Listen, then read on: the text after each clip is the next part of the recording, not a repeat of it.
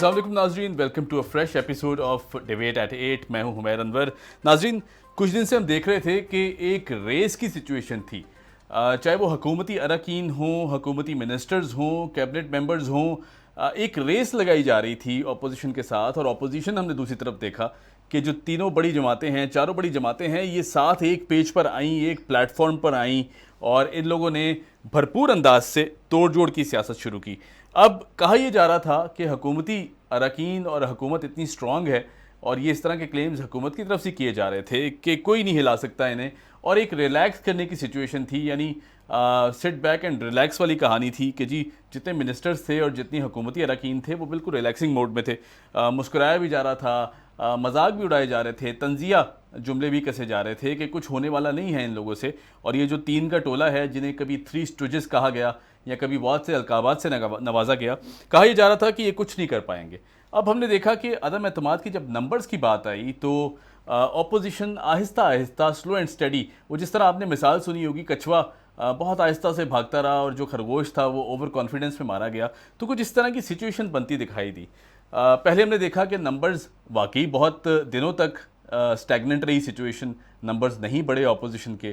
कोई एक आध शख्सियत थी जिन्होंने ऐलान किया, साथ आ गए, फिर एक दो और लोग थे जिन्होंने ऐलान किया, अपोजिशन के साथ आ गए। फिर जब सिंध हाउस वाला इंसिडेंट हुआ है तो हुकूमत को तब रियलाइज़ हुआ कि पानी जो है वो निकल चुका है सरों के ऊपर से और अब कुछ करना होगा। तब ये सिचुएशन थी कि हुकूमत ने इसे सीरियस लेना शुरू किया, बातचीत करना शुरू की, और उन्हीं लोगों से बातचीत करना शुरू की कि जिन्हें पहले हुकूमत नेगलेक्ट करती थी, कुछ नहीं समझती थी। और वज़ीर आज़म इमरान खान साहब की जानिब से भी बहुत दफ़ा लोगों ने उन्हें रब्ता करने की कोशिश की, और ये वही लोग हैं जो लगभग 3-3.5 साल शिकायत करते रहे कि हमारी सुनवाई नहीं होती, हमारी बात नहीं सुनी जाती, हम मीटिंग्स का हिस्सा नहीं बनते हैं और हमें पूछा भी नहीं जाता और इग्नोर किया जाता है हुकूमत की जानिब से। अब ये सारे वही लोग हैं जिन्होंने वक्त आने पर, हालात साजगार होने पर भरपूर अंदाज से फ़ैसला किया, सोच विचार करने के बाद फ़ैसला किया और अपोजिशन का साथ देने का फ़ैसला किया। अब अगर नंबर गेम की बात करें तो अपोजिशन लगभग 199 भी कहा जा रहा है, फिर कहीं 201 भी कहा जा रहा है, ये फिगर सामने आ रहे हैं। और सिंध हाउस में जो अरकान मौजूद थे वो 190 से ज़ायद अरकान थे जो सिंध हाउस में मौजूद थे। तो अब नंबर गेम की अगर बात करें तो अपोजिशन के पास एक बहुत बड़ा मार्जिन है, लगभग 57 एक्स्ट्रा सीट्स हैं, यानी 57 एक्स्ट्रा MNAs हैं जिनकी सपोर्ट हुकूमत को है। हम देखते हैं कि इसके फ़ौरन बाद एक नया मुद्दा उठाया जाता है हुकूमत की जानिब से, और हुकूमत को ये रियलाइज़ होता है कि हमें कुछ ना कुछ एक्स्ट्रा ऑर्डिनरी ज़रूर करना होगा, ताकि ये जो नंबर्स की कहानी है ये तो अब हाथ से निकल चुकी है, मगर कोई और टैक्टिक्स लगाए जाते हैं। हमने देखा, आपको याद ही होगा कुछ दिन पहले जिस तरह OIC कॉन्फ्रेंस को वजह बनाकर थोड़ा सा डिले किया गया, सेशन बुलाने की तारीख जो थी वो डिले की गई और आईनी जो मुद्दत थी उसे निकाल दिया गया। लेकिन बहरहाल OIC एक बहुत बड़ा प्लेटफॉर्म था, बहुत बड़ा माइलस्टोन था जो हुकूमत ने अचीव किया, इसके लिए हुकूमत को अपलॉड करना भी बनता है। मगर ये जो डिलेइंग टैक्टिक्स थे ये कोई ख़ास फ़ायदामंद साबित नहीं हुए। अपोजिशन ने भी इंतज़ार किया, ठीक है, कहा गया जी कि कोई बात नहीं, हम अपने लॉन्ग मार्च, महंगाई मार्च भी डिले कर देंगे। अब इसके बाद हमने देखा कि मज़ीद हुकूमत को ये रियलाइज़ होता है कि अब चूँकि वोटिंग और क्योंकि नंबर्स भी पूरे नहीं हैं, वोटिंग का दिन भी करीब है, अब मज़ीद इसे डिले करने के लिए ये जो लेटर है, ये जो धमकी आमेज़ ख़त है, इसे भी पब्लिक के सामने लाया गया। और ये खान साहब एक दिन पहले प्रेडिक्ट कर चुके थे 27 तारीख के जलसे से कि मैं कल कुछ अनाउंस करूंगा और कुछ बड़ा सरप्राइज़ देने वाला हूं। अब ये सरप्राइज़ का वर्ड, यकीनन ये सरप्राइज़ का वर्ड इस सिचुएशन के साथ रिलेट करता है कि सिचुएशन खान साहब को घर भेजने की है, मगर खान साहब कह रहे हैं कि मैं सबको एक सरप्राइज़ दूंगा। अब बात ये बनती है कि क्या ये जो ख़त है ये कौमी सलामती का मसला है, क्या ये सरप्राइज़ बनता है अवाम के लिए, या फिर क्या ये उन सारे ओपोनेंट्स के लिए, अपोजिशन के लिए सरप्राइज़ बनता है? शायद ये सवाल अब किया जा रहा है खान साहब से कि ये तो कौमी सलामती का इशू था, इसे फ़ौरन नेशनल जो कौमी सलामती कमेटी है उसके सामने पेश किया जाना चाहिए था और इस मुद्दे को वहाँ डिस्कस किया जाना चाहिए था विदाउट एनी डिले। और ये ख़त को आए हुए भी काफ़ी दिन हो गए हैं बाय द वे। अब नाज़रीन, सवाल ये पैदा होता है कि आखिर हुकूमत को इस डिले से कितना वक्त मिल सकता है? कुछ महीने मिल सकते हैं, कुछ दिन मिल सकते हैं, मगर अगर ये डिले कर भी दिया जाता है, क्योंकि आइन ये कहता है कि वोटिंग तो अब होके रहेगी और अदम एतमाद की जो सूरत हाल है उसे मुकम्मल तौर पर एग्जीक्यूट तो किया जाएगा। अब अगर कुछ दिन मिल भी जाते हैं तो क्या PTI या फिर हुक्मरान जमात अपना फेस सेविंग कर सकती है? मेरे ख्याल से ये बहुत मुश्किल काम नज़र आता है, लेकिन कहने वाले जो सपोर्ट करते हैं और सपोर्टर्स हैं भरपूर अंदाज से पीटीआई की तरफ से ये बातचीत हो रही है। वो कहते हैं जी कि चूँकि ये मुद्दा बहुत बड़ा है और इस मुद्दे को पहले डिस्कस करना बहुत ज़रूरी है, और आज हमने देखा कि कौमी सलामती कमेटी का इजलास भी बुलाया गया है और बहुत अहम डिस्कशंस भी उसमें की गई हैं, क्योंकि ज़ाहिर है मुल्क की सलामती का मामला है और मुल्क की सलामती से बढ़ के कोई चीज़ नहीं है। नाज़रीन, एक बात और की जा रही है कि ये भाग दौड़ जो ऑपोजिशन करती रही पिछले 1-1.5 महीने से और हुकूमत के ख़िलाफ़ नंबर्स गेम करते रहे, मुलाकातें करते रहे, अगर इतनी ही स्पीड से ये भाग दौड़ हुकूमत कर लेती तो शायद आज सिचुएशन कदरे डिफरेंट होती, क्योंकि ज़ाहिर है वो सारे नाराज़ अरकान जो पहले ऑपोजिशन के पास पहुंच गए, अगर खान साहब उनके पास पहुंच जाते पहले और यकीन दहानी करा लेते कि ये सारी जो बातें हैं, सारे जो एतराज़ात हैं, इन्हें हम दूर करते हैं, तो हकीकत में जो सिचुएशन है वो काफ़ी डिफरेंट होती, काफ़ी मुख्तलिफ होती। अब चूँकि कुछ ही दिन बचे हैं और फैसला कुन मराहिल में ये कैंपेन जो है अदम एतमाद की जो तहरीक है ये दाखिल हो चुकी है, फैसला आने वाला है। और नाज़रीन, अभी कहा जा रहा है कि पाकिस्तान की पहली मजबूत तरीन अदम एतमाद की तहरीक है कि जिसके आने से पहले ही ये अंदाज़ा लगाया जा चुका है और ये सिचुएशन प्रिडिक्ट की जा चुकी है कि ये कामयाब होने जा रही है। और इतनी बड़ी अंदाज में, इतने बड़ी तादाद में जो नंबर्स हैं वो हुकूमत से टूटे हैं और हिस्ट्री में और तारीख़ में देखा जाएगा, जो पाकिस्तान की तारीख़ में ये पहला अदम एतमाद है कि जो कामयाब होने जा रहा है।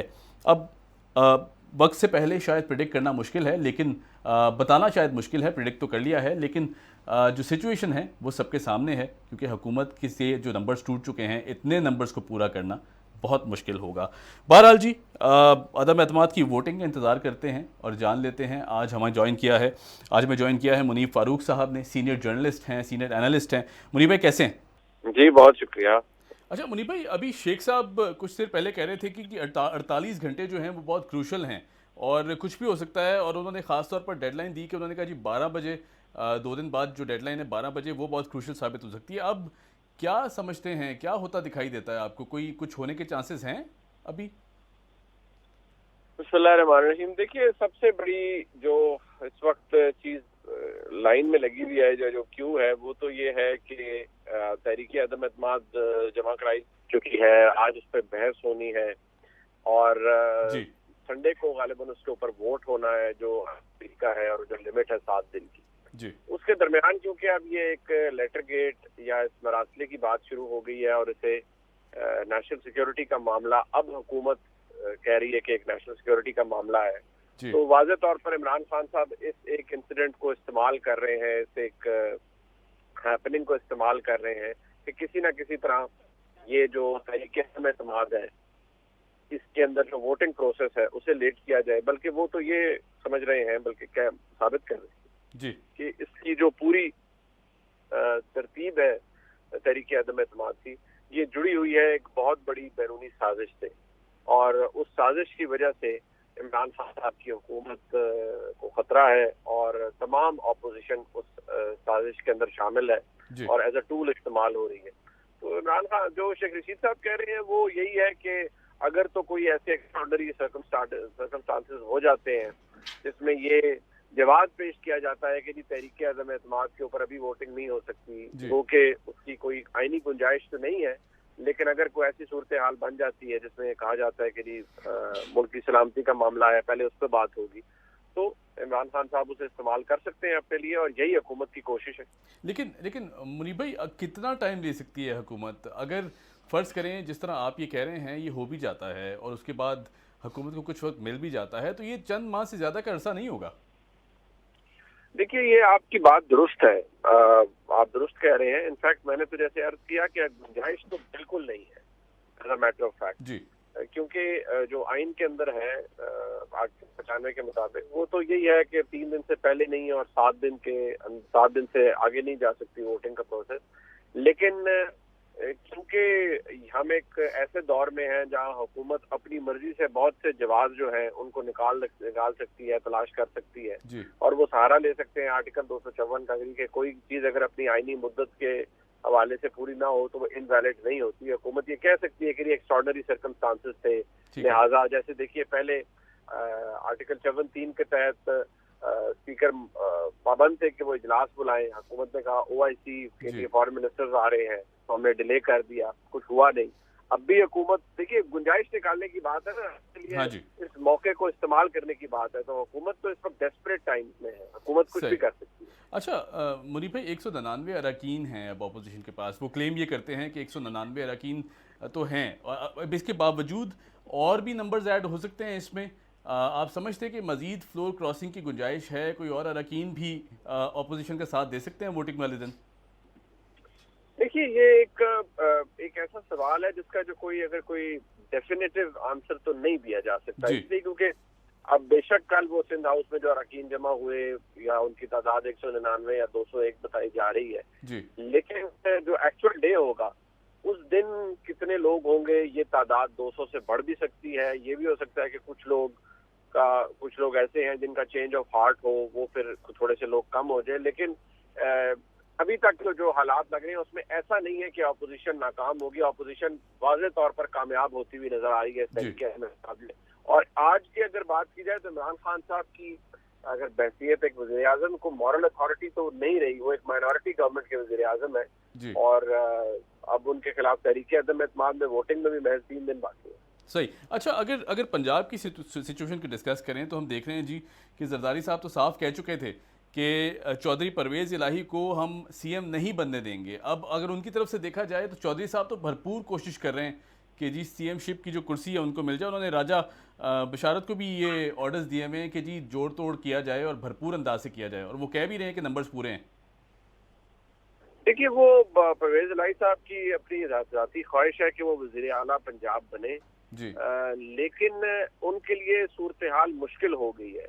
यानी अगर वज़ीर आज़म के खिलाफ तहरीक अदम एतमाद पे वोटिंग हो जाती है और वो वोटिंग कामयाब हो जाती है और वज़ीर आज़म अपनी कुर्सी पर नहीं रहते, तो पंजाब के अंदर पाकिस्तान तहरीक इंसाफ का वो लॉट जो कि इसके अंदर बहुत से लोग ऐसे हैं जिनको परवेज इलाही साहब के सीएम नामजद होने पे इशूज हैं, उनको वो भी एक फैक्टर है। अलीम खान साहब का ग्रुप है, तरीन साहब का ग्रुप है, ये लोग अगर मुनरिफ हो जाते हैं मुकम्मल तौर पर और साथ मुस्लिम लीग नून और पीपल्स पार्टी जाते हैं तो परवेज इलाही साहब किसी सूरत वज़ीर आला पंजाब में वो नहीं बनते नजर आ रहे। लेकिन सियासत है तो पॉसिबल है। परवेज इलाही साहब की एक अपनी पर्सनल रेपुटेशन है, हो सकता है वो कोई इसके अंदर कोई ऐसा स्टंट पुल आउट कर दें, लेकिन अभी तो उनकी भी जो सिचुएशन है वो जेपरडाइज होती हुई नजर आ रही है। सही। अच्छा, कौमी सलामती को इजलास को अगर डिस्कस कर लें, ज़ाहिर है बहुत क्रूशल कहा जा रहा है कि वो जो ख़त है, धमकी आमेज़ ख़त है, इसे कौमी सलामती काउंसिल के सामने पेश किया जा रहा है। और अब ज़ाहिर है हम देख रहे हैं कि इस ख़त को आए हुए भी काफ़ी अरसा गुजर चुका है। अब इतना इंतज़ार पहले तो क्यों किया गया, फिर उसके बाद अवाम के सामने भी रख दिया गया, फिर कहा जी सहाफ़ियों को भी बताएंगे, फिर उसके बाद सहाफ़ियों को भी कुछ ख़ास इस तरह की इन्फॉर्मेशन नहीं दी गई, दिखाया नहीं गया ख़त, वो सिर्फ कहा गया जी किसी एम्बेसडर की जानिब से लिखा गया है। ये बहुत सारी एम्बिग्विटी है इन बयानात में। जी एम्बिग्विटी भी है, क्लैरिटी तो नहीं है, लेकिन हुकूमत ये समझती है कि ये साजिश है। देखिए ये एक मरासला है, पोस्ट मीटिंग रिपोर्ट है, डॉक्यूमेंट है, जो भी इसे नाम दे दिया जी। मामला ये है कि हुकूमत कह रही है कि क्योंकि उसके अंदर अदम एतमाद का जिक्र है जी। इसलिए ये बैरूनी साजिश है।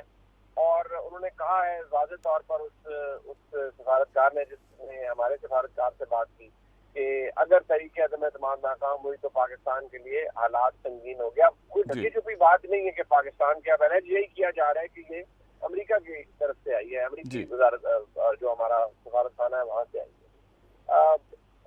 वहाँ अगर देखा जाए तो पाकिस्तान के हालात अमेरिका के साथ इस वक्त को वैसे ही अच्छे नहीं है।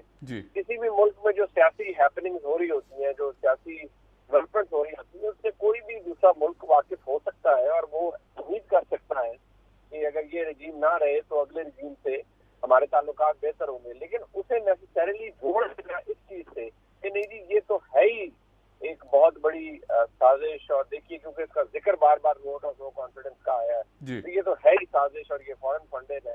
उसके लिए महज बातें नहीं बल्कि सबूत दरकार है और बड़े ठोस सबूत दरकार हो। सही। अच्छा, अगर एथिकल ग्राउंड्स की बात करें तो खान साहब हमने देखा कि बहुत बार कह चुके हैं कि मैं खुद मुस्ताफ़ी हो जाऊंगा अगर हालात मेरे फेवर में नहीं रहेंगे, या फिर गो इमरान गो के नारे लगेंगे, या फिर इस तरह की बातें बहुत की हैं उन्होंने बहुत सारे प्लेटफॉर्म्स पे।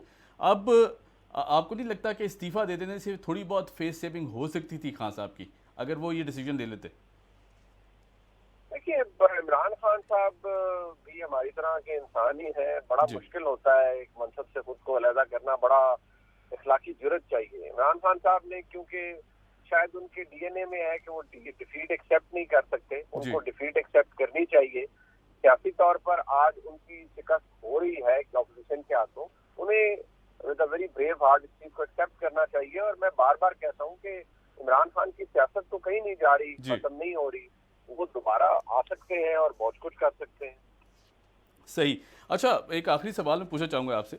अदब एतमाद फ़र्ज़ करें अब कामयाब हो जाता है, क्योंकि ज़ाहिर अभी 3 दिन बाकी हैं और 3 दिन बहुत अच्छा खासा बड़ा टाइम होता है, बड़ा अरसा है। अब अगर कामयाब हो जाती है तो जो अपोजिशन पार्टीज़ हैं उसके बाद उनमें क्या रिफ्ट्स पैदा होते देख रहे हैं, क्योंकि ज़ाहिर है ये सारी वो पॉलिटिकल पार्टीज़ हैं जो आपस में इख्तलाफात भी रखती हैं और भरपूर अंदाज से इख्तलाफात रखती हैं। देखिए ये एक अभी तो क्योंकि सारा हालात ऐसे हैं कि एक दूसरे के साथ कर रहे हैं, लेकिन इशू है कि ये है अननेचुरल लड़ाई जी, और इसकी मुद्दत कितनी ज्यादा होगी। ये एक्सपेरिमेंट पहले भी किया जा चुका है 2008 के अंदर जी। पाकिस्तान पीपल्स पार्टी के वजीर आजम थे, मुस्लिम लीग नून के लोग कैबिनेट में गए, बट दे फेल अपार्ट, लड़ाई हो गई थी और ये लोग नहीं चल सके थे जी। मैं कोई इतनी ज्यादा एक्सपेक्टेशन नहीं रखता कि ये आपस में कोई इतना ज्यादा आगे चल सकते हैं या इनका मामला को आगे जा सकता है। बहुत शुक्रिया। मुनीब फारूक हमारे साथ मौजूद थे और कह रहे थे कि अब चूँकि सिचुएशन क्लियर हो चुकी है और हुकूमत के पास ये जो डिले करने का मौका है ये भी हाथ से निकल चुका है, डिले नहीं करना चाहिए और कोई फेस सेविंग नहीं हो सकती है अगर इसे डिले भी कर दिया जाए। और फिर ये जो सलामती काउंसिल वाला मुद्दा है, जो ख़त वाला मुद्दा है, ये भी अगर उठा दिया जाता है तो मेरे ख्याल से कोई फेस सेविंग नहीं होगी। हुकूमत का वक्त निकल चुका है। हमें ज्वाइन किया है शहर इक़्तिदार से एजाज़ सैयद साहब ने, सीनियर जर्नलिस्ट हैं, सीनियर एनालिस्ट हैं, और हम जान लेते हैं कि वहाँ क्या सिचुएशन चल रही है। एजाज़ भाई कैसे हैं? मैं खरीद से हूँ, आप खरीद से? जी लग चुका है। अच्छा एजाज़ साहब, क्या सिचुएशन चल रही है? अब हम देख रहे हैं कि शहर इक़्तिदार की जो सिचुएशन है, ज़ाहिर है माहौल तो काफ़ी क्लैरिटी की तरफ जा रहा है, सिचुएशन भी काफ़ी क्लैरिटी की तरफ जा रही है, लेकिन वहाँ क्या सिचुएशन चल रही है? जी इस वक्त ये बात तो क्लियर हो गई है कि अपोजिशन के पास नंबर्स पूरे हो गए हैं और इस वक्त हुकूमत जो है उसके पास मेजॉरिटी है वो खत्म हो चुकी है, तो ये बात तो तय हो गई है जी। अब इमरान खान साहब क्या रास्ता इख्तियार करेंगे, क्या वो इस्तीफा देंगे नहीं देंगे, ये एक अलग मामला है। इमरान खान साहब की ज़ेर सदारत कौमी सलामती कमेटी का इजलास भी हुआ जिसमें उन्होंने जो लेटर था जिसको कहते हैं कि आलमी साजिश है, ठीक है, वो भी उसमें रखा है। लेकिन ये सारी चीजें तो अपना जो नैरेटिव है उसको फैलाने की कोशिश है। एक्चुअली तो बात यह है कि इमरान खान साहब जो इक़्तिदार का खेल है वो लूज कर चुके हैं। अच्छा एजाज साहब, कहा यह भी जा रहा है कि ये जो लेटर अब दिखाया गया है और ये जो नया मुद्दा उठाया गया है, हम देख रहे हैं कि जिस तरह OIC कॉन्फ्रेंस को भी इस्तेमाल किया गया था डिले करने के लिए, अब इस मुद्दे को भी उठाकर डिलेइंग टैक्टिक्स हैं और कुछ भी नहीं है मेरे ख्याल से। और अगर थोड़ा टाइम मिल भी जाता है तो अंदाजन क्या सिचुएशन बन सकती है, क्योंकि ज़्यादा वक्त तो नहीं मिलेगा हुकूमत को आईनी तौर पर। जरा अपना क्वेश्चन जरा रिपीट करिए। जी मैं कह रहा हूँ कि जिस तरह OIC कॉन्फ्रेंस को भी हमने देखा कि इस्तेमाल किया गया और कहा गया जी कि डिले की जाएगी सारी सिचुएशन, उस तरह क्या ये भी मुद्दा उठाकर हुकूमत डिले तो नहीं कर रही इसको, और क्योंकि ज़्यादा डिले करने का फ़ायदा नहीं है क्योंकि आइन के खिलाफ चली जाएगी ये सारी सिचुएशन। देखिए हुकूमत जो है वो बैकडोर पार्लेज कर रही है, वो आखिरी कोशिश कर रही है कि किसी तरीके से उनका इक़्तिदार बच जाए और उन्हें ग्रेसफुल एग्जिट मिल जाए। ये गवर्नमेंट की कोशिश है, लेकिन मेरे ख्याल में जो काफी सारा पानी जो पुलों को नीचे से गुजर चुका है। सही। अच्छा, अमेरिका ने भी तरदीद की है इस लेटर की। अब जाहिर है एक सवाल खड़ा होता है कि अमेरिका का नाम बराह रास्त तो नहीं लिया गया, फिर ये तरदीद की क्या सिचुएशन बनती है? देखिए वो जो लेटर है वो पाकिस्तान के अमेरिका में सफीर है, उन्होंने हुकूमत को लिखा है जी। एक पाकिस्तानी डिप्लोमेट का वो लेटर है, वो किसी दूसरे मुल्क का लेटर नहीं है। और जाहिर है इसमें अमेरिका का नाम आ रहा है, तो जब जर्नलिस्ट ने सवाल किया तो फिर उधर से तरदीद भी आ गई। तो असल बात तो यह है कि वो अमेरिका का लेटर नहीं है, वो पाकिस्तान के अमेरिका में सफीर का लेटर है, जो जिसको इन्होंने एक सेट के तौर पे पेश करने की कोशिश की। सही। अच्छा एजाज साहब, आज के पार्लियामेंट का इजलास भी जाहिर है बहुत क्रूशल है, बहुत सी इश्यूज़ पर बहस हो सकती है। आज की जो प्रोसीडिंग्स हैं वो क्या होने जा रही हैं, कुछ आइडिया अगर है तो हमें प्लीज़ अपडेट कीजिए। देखिए जो प्रोसीडिंग है वो तो पहली इजलास में जो इससे पहले हुआ था उसमें इन्होंने करारदाद पेश कर दी थी, लीव ग्रांट हो गई, अब अमली तौर पे डिबेट होगी। तो देखिए डिबेट गवर्नमेंट करवाती है या गवर्नमेंट इसको भी अवॉइड करने की कोशिश करती है। सही। अच्छा, अगर बात करें वाइल्ड कार्ड की और ट्रम्प कार्ड की, तो खान साहब पहले तो कहते दिखाई दिए जी कि एक ट्रम्प कार्ड है जिसे टाइम आने पर इस्तेमाल किया जाएगा। क्या अब भी कोई ट्रम्प कार्ड बचा है उनके पास, कोई चाल बची है, या फिर चालें सब खत्म? मेरे ख्याल में इमरान खान साहब के पास ट्रम्प कार्ड तो नहीं बचा, अब डोनाल्ड ट्रम्प कार्ड बचा है। तो वो देखें तो अब वो खत्म हो गई कहानी। सही। अच्छा, 199 अरकान की तादाद बताई जा रही है, कहीं 201 भी कहा जा रहा है कि हुकूमत अपोजिशन के फेवर में है। अब आपको लगता है कि ये नंबर मजीद बढ़ने के चांसेस हैं, क्योंकि आप जाहिर है वहाँ एक्टिव और मौजूद है? नंबर मजीद बढ़ने के चांसेस हैं, लेकिन अपोजिशन जो है वो डिपेंड करेगी इत्तेहादी जमातों के वोटों के ऊपर, और उन अरकान के ऊपर प्रायोरिटी पे डिपेंड किया जाएगा जो आज़ाद हैसियत में इलेक्शन लड़े थे और पीटीआई में शामिल हुए। ठीक है। अच्छा, दूसरी बात, अगर एक और आपसे सवाल किया जाए कि अगर एथिकल ग्राउंड्स की बात करें, तो खान साहब आपने देखा कि काफ़ी बार ये कह चुके हैं कि मैं खुद रिज़ाइन कर दूंगा अगर मेरे खिलाफ लोग खड़े होने शुरू हो जाएंगे, यहाँ गो इमरान गो के नारे लगे, और बहुत दफ़ा कह चुके हैं ये बात। अब फिर इतनी जो वो है वो किस लिए है? अगर इस्तीफा दे दिया जाता है तो शायद फेस सेविंग नहीं हो जाएगी थोड़ी सी? देखिए फेस सेविंग तो हो जाएगी, लेकिन अब उन्होंने लोगों की एक्सपेक्टेशन इतनी हाई कर दी है कि वो इसके अलावा कुछ कर नहीं सकते। बहुत शुक्रिया एजाज सैयद साहब, क्योंकि बहुत मसरूफ़ हैं, उस सारी सिचुएशन का हिस्सा हैं जो कि वहाँ की जा रही हैं। जितनी प्रेस कॉन्फ्रेंसेस हैं सब आपके सामने होती हैं, तो मेरे ख्याल से बहुत जल्दी में भी थे और बहुत शोर भी था। तो बहुत शुक्रिया फॉर ज्वाइनिंग अस, आपने वक्त निकाला, thank you so much for joining us. और अब हमें ज्वाइन किया है क्योंकि सारी सूरत हाल मुल्क की सलामती की है, तो हम जान लेते हैं जनरल अमजद शुएब साहब से, हमारे साथ मौजूद हैं। कैसे हैं सर? शुक्र अल्लाह का जी, खैरियत। जनरल साहब, एक अजीब व गरीब सिचुएशन पैदा हो गई है।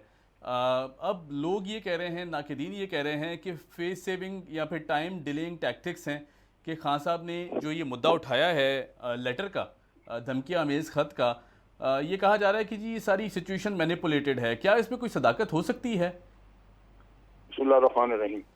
देखिए, सदाकत नहीं, लेकिन एक हमाकत ज़रूर है जी कि एक इंतहाई अहम खत न कहा जाए बल्कि मीटिंग की मिनट्स लीजिए जी, और इंतहाई सीरियस किस्म की उसमें धमकियां जी, तो उसको भटकाए रखना या उसको होल्ड किए रखना कि वो पब्लिक के सामने लेके आएंगे 27 तारीख को, ये मेरा ख्याल है मिस हैंडलिंग है उस चीज़ की।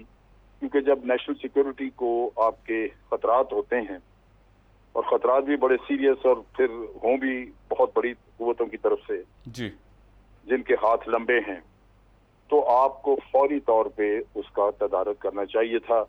और वो आज आप कर रहे हैं कि नेशनल सिक्योरिटी कमेटी की मीटिंग, जिसमें आज बहस मुबासा होगा और आपकी रिस्पांस तय की जाएगी कि हमें क्या करना है।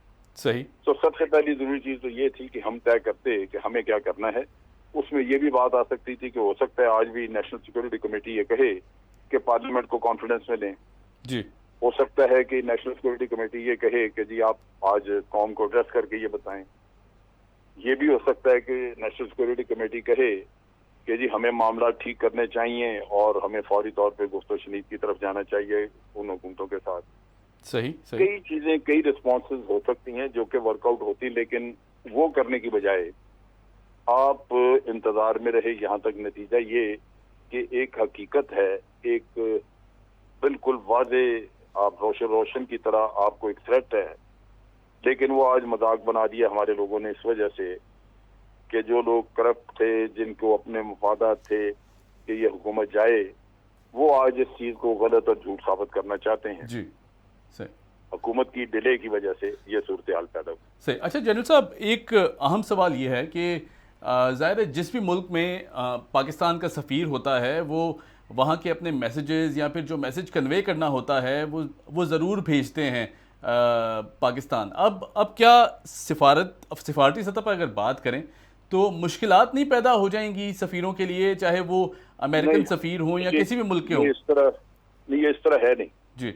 ये खास मकसद के लिए, ये इस तरह है जैसे आपने कोई किसी को जब कोई प्रोटेस्ट या आपने कोई दिमाशे देना होता है किसी मुल्क के सफीर को, तो आप उसको दफ्तर खारजा में बुलाते हैं, बुला के आप उसको कहते हैं कि अपनी हुकूमत को कन्वे करें कि ये काम बंद करें, या हम इस चीज को मानने को तैयार नहीं, या ये अगर आप करेंगे तो हमारा रिएक्शन आएगा, वो धमकी या जो भी उसमें चीजें हों, वो हुकूमत के लिए होती हैं कि उसको हुकूमत को भेजें, वो सफीर के रखने की नहीं होती जी।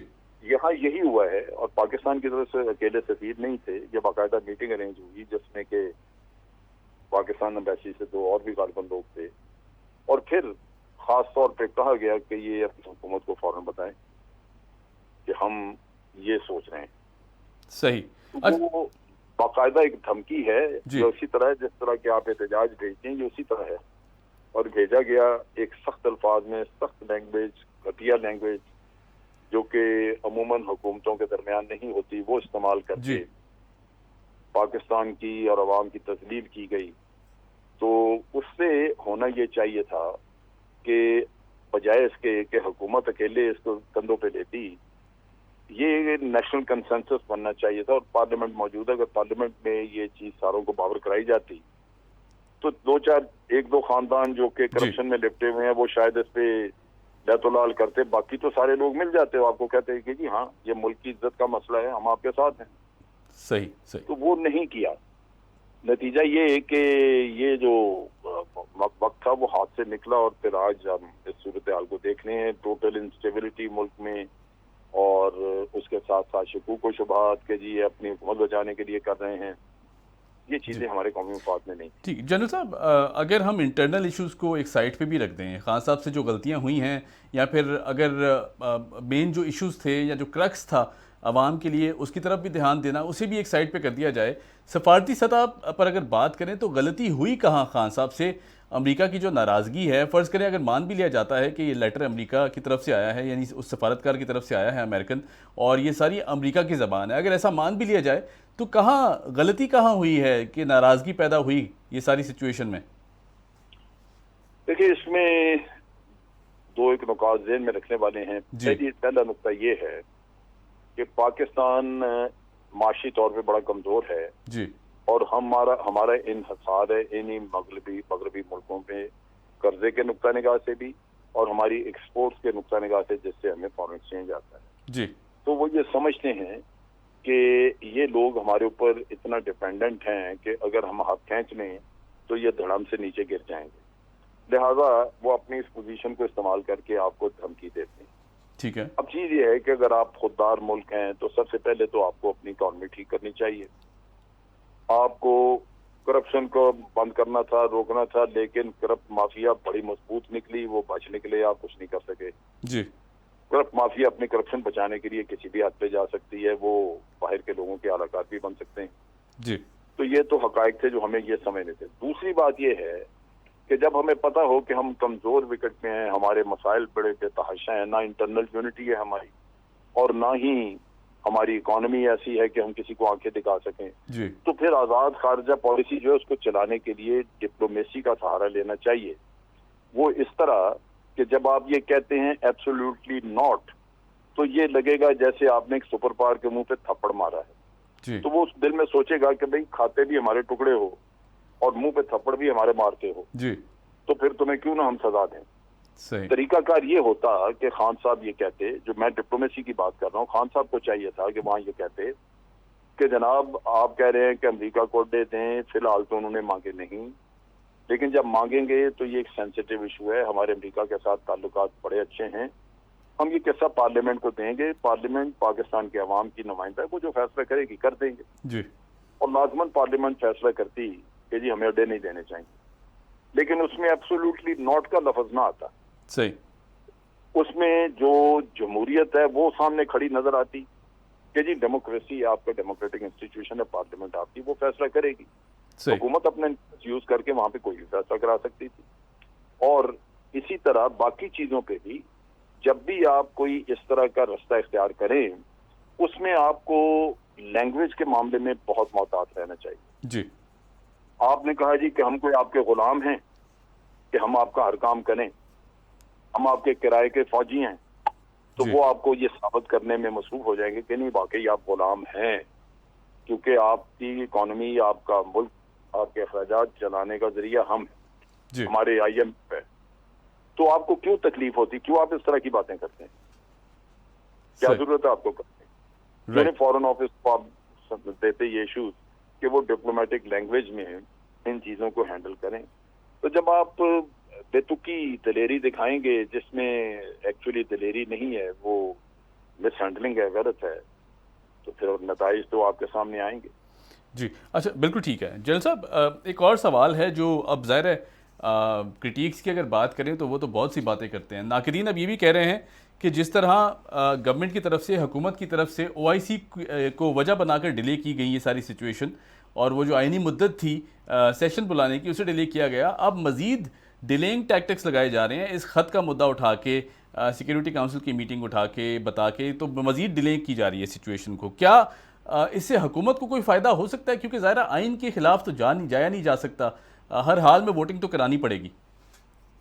देखिए, हमारी ऑपोजिशन भी उतनी ही गंदी है जी। उसमें 40-50 बिकाऊ लोग हैं जी, जो करते रहे, इधर उधर वही खेल चलता रहा, वरना तो कोई इशू नहीं था। नो कॉन्फिडेंस एक आईनी काम है जी, वो आइन की रूह से कभी भी लोग कर सकते हैं।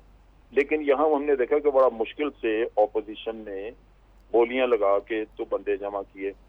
इसका मतलब है कि लोग बिक रहे थे, दाएं बाएं फिर रहे थे। MQM आखिरी वक्त तक अपनी कीमत वसूल करने के चक्कर में रही कि क्या बोली लगती है। ये अलमिया है जो कि ऑपोजिशन की तरफ भी अगर हम देखें तो मायूसी होती है। लेकिन मैं ये समझता हूं कि अगर ये हुकूमत कर रही है आज के अपने आप को, अपनी हुकूमत को बचाने के लिए जी, ये इस्तेमाल कर रही है, तो हुकूमत बहुत बड़ी गलती कर रही है। सही। उसकी वजह ये है कि जो डॉक्यूमेंट जिसका हम जिक्र करते हैं, जिसमें धमकियां हैं, उसमें दो चीजें बड़ी जानने वाली हैं। एक, उसमें ये कहा गया था जी कि अगर नो कॉन्फिडेंस मूव नाकाम हुई तो पाकिस्तान के लिए बहुत सारी मुश्किलात पैदा हों, पाकिस्तान को माफ नहीं किया जाए। जी। अब इन हालात में हम अज्यूम कर लेते हैं कि हुकूमत या PTI अपनी हुकूमत बचाने में कामयाब हो जाए।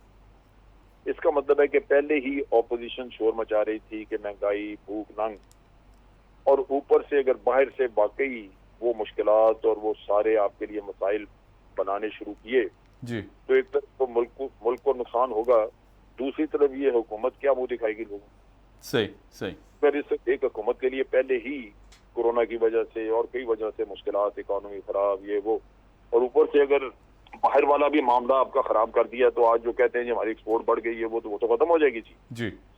तो पाकिस्तान का भी नुकसान होगा और इस हुकूमत की थोड़ी बहुत जो साख वो भी जाती रहेगी। दूसरा इसमें जो इशू है वो ये है कि आज इस हुकूमत को जो सबसे बड़ा मसला है वो इसकी थिन मेजॉरिटी थी, यानी इसमें 3 पॉलिटिकल पार्टी जो कि माइनॉरिटी पार्टी हैं जी, वो एलाइज थी।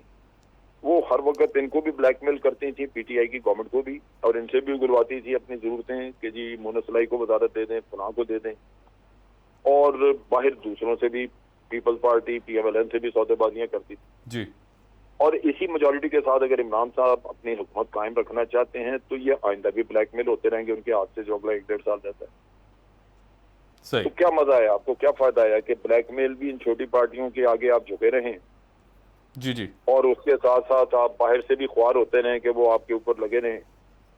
इससे बेहतर है कि आप इलेक्शन की तरफ जाएं और आवाम को अपील करें कि मैंने जो कुछ किया, जो कुछ करना चाहता था वो नहीं कर सका इसलिए कि आपने मुझे वाज़ेह मेजॉरिटी नहीं दी। ठीक है, आज साबित करें दुनिया को कि आप मेरे साथ हैं, सही, मुझे मेजॉरिटी दें। तो फिर अगर बहुत बड़ी मेजॉरिटी मिलती है तो अमेरिका हो या कोई भी हो, वो ये नहीं कह सकता कि इमरान खान अकेला ये कर रहा है। जी जी। री इलेक्ट होके आने का मतलब है कि इमरान खान जो कुछ कर रहे हैं, हुकूमत पाकिस्तान के अवाम उसकी तायीद कर रहे हैं। जी सही। तो बड़ा मुश्किल होगा किसी को पाकिस्तान को यूं बुलडोज कर। सही। अच्छा तो जी, जन साहब, समझदाराना तरीके से आगे बढ़े तो मेरा ख्याल है ठीक होगी जी। जन साहब, एक आखिरी सवाल मैं करना चाहूँगा, वो ये है कि इस्तीफे की बातें हुई कि अगर खान साहब इस्तीफा भी दे देते हैं तो फेस सेविंग हो सकती है उनकी, शायद उनका जो फ्यूचर पॉलिटिक्स है उनकी वो बच सकती है। क्या ये तासुर दुरुस्त है कि अगर इस मोड़ पे भी, इस मौके पे भी खान साहब मुस्ताफ़ी हो जाते हैं, अपनी सीट से उतर जाते हैं, कहते हैं जी मैं यहाँ से चला जाता हूँ, आप लोग जो करना है कर लें, क्या इससे कोई फेस सेविंग हो सकती है PTI की? अब नहीं। ये आज से 8-10 दिन पहले अच्छा, सोच थी, एस्टेब्लिशमेंट की थी जी, कि मुल्क में जो खाना जंगी की कैफियत है, जो ये दोनों ग्रोह आपस में एक दूसरे के सामने हैं जी, इनको अगर मिला के बिठा दिया जाए और कोई फेस सेविंग का अरेंजमेंट इनसे मिलना समाजत करके करवा दिया जाए जी, तो मुल्क में हालात बिगड़ने से बच जाएंगे। सही। उस वक्त इत्तेहादी जमातें अभी अपनी पोजीशन फाइनल नहीं दे चुकी हुई थी। आज तो इत्तेहादी जमातें खड़ी हो गई ना, जहां जहां उन्होंने जी, जी। जाना है अपोजिशन के साथ। उस वक्त ये सूरत हाल नहीं थी। उस वक्त तजवीज ये थी कि अपोजिशन को ये कहा जाए, मिन्नत की जाए, समझाया जाए कि जनाब मुल्क के मुफाद में नहीं, आप मेहरबानी करके अपनी नो कॉन्फिडेंस मोशन वापस ले लें। ठीक है। इस कंडीशन पे कि कुछ वक्त में गवर्नमेंट नए इलेक्शन का ऐलान कर ओके, तो नए मैंडेट की तरफ सारे चले जाएं। उस वक्त चूंकि ऑपोजिशन भी हाथ पांव मार रही थी इन पार्टियों को अपने साथ मिलाने के, और वो श्योर नहीं थे कि उनको मेजोरिटी मिल जाएगी या नहीं, तो वो शायद ये बात मान जाते जी, लेकिन खान साहब ने उस वक्त कहा कि मैं इन चोरों के साथ कतन बैठने को तैयार हूं, क्योंकि वो आपस में मिल के बैठ के ही इन्होंने ये तय करना था। हम तो प्रपोजल ही बना के दोनों को बिठा सकते थे, जी, जी, बाकी बैठ के फैसले तो इन्होंने करने थे। सो आपने सुना होगा, अखबार में खबर भी छपी थी कि एस्टेब्लिशमेंट जो है वो फैसिलिटेटर का रोल अदा करना चाहती जी, जी, बिल्कुल ठीक है ना। तो वो फैसिलिटेशन खान साहब ने कबूल नहीं की। सही। उन्होंने कहा कि हम ये काम नहीं करना चाहते, ये चोर लुटेरे हैं, हम इनके साथ क्यों बैठे टेबल। राइट। उसके बाद हर चोर चतर के साथ बैठे ये जी, तलाई को कहते थे, उसको चीफ मिनिस्टरशिप की भी ऑफर कर दी। MQM उनके पीछे भागे फिर रहे हैं, जहांगीर तरीन के पीछे भी लग गए, उसको भी लाने के लिए धक्के खाने शुरू हो गए। वो बुज़ार को हटाने का कहते थे, उसको हटाने का कभी ना सुना खान साहब ने, आज वो भी हटाने के लिए तैयार हो गए। तो बेवक्त जब आप डिले कर देते हैं अपने एक्शंस को, तो वो जो गाड़ी की तरह छूट जाती है ना, आपसे निकल जी, जाती है। इसी ये अपॉर्चुनिटीज होती हैं जो आपके हाथ से निकल जाती हैं। ठीक है। फिर उनके लिए आप कुछ भी करते हैं, वो अपॉर्चुनिटीज वापस नहीं आती। सही। आज अगर ये आके इस्तीफा देने का करें या कुछ, तो शिकस्त ही है, ये कहीं बदली नहीं जा सकेगी। जैन साहब, thank you so much for joining us. और बहुत अहमियत का हामिल है ये मुद्दा जो जैन साहब ने उठाया, और ये जो पॉइंट है जो जैन साहब ने कहा कि अब कुछ फ़ायदा नहीं। कुछ दिन पहले इस्टेब्लिशमेंट ने राब्ते किए थे खान साहब से, उन्हें कहा था कि आप एक टेबल पे बैठ जाएं, डायलॉग कर लें अपोजिशन के साथ, तो हालात कदरे बेहतर होते। उनके जो एतराज़ात थे वो टेबल के ऊपर बात करके बेहतर हो सकते थे, लेकिन उस वक्त खान साहब ने रिफ्यूज़ किया। और अब जब ऐसी सिचुएशन पैदा हो रही है कि अपोजिशन को बिल्कुल फ्री हैंड है, जाहिर सी बात है अपोजिशन भरपूर अंदाज से एक्टिव है गवर्नमेंट के खिलाफ, तो अब वो सारे उन्हीं लोगों से बैठ रहे हैं कि जिन लोगों के साथ वो बैठना नहीं चाहते थे, उन्हीं से बातचीत की जा रही है, मिनिस्ट्रीज़ ऑर्डर की जा रही हैं, मिनिस्ट्रीज़ ऑफ़र की जा रही हैं। तो ये सिचुएशन बहुत नेक्स्ट लेवल और बहुत डिफरेंट डायरेक्शन में निकल चुकी है, और अब मेरे ख्याल से बहुत देर हो चुकी है, ऐसा कहना था जनरल साहब का। मुझे दीजिए इजाज़त। Keep watching debate at 8। खुदा हाफिज़।